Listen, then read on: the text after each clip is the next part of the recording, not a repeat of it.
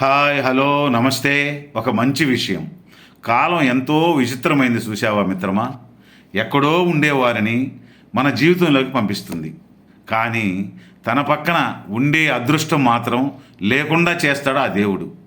పుణ్యాత్ములను అల్పాయుష్లుగా మరణింపజేస్తాడు. పాపాత్ములను దీర్ఘాయుష్షు కలిగి ఉంచుతాడు. వెధవ బుద్ధి గలవారిని రాజ్యాధిపతులుగా చేస్తాడు. మేధావులను మంచివారిని సేవకులుగా చేస్తాడు.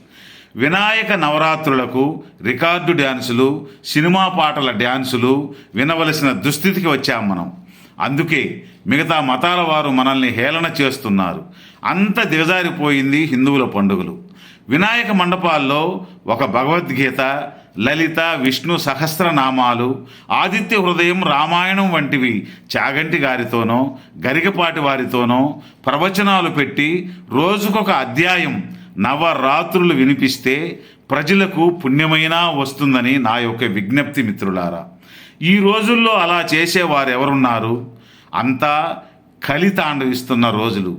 డబ్బు డబ్బు డబ్బు, అంతా మోసం. తెలుసుకో బ్రదర్.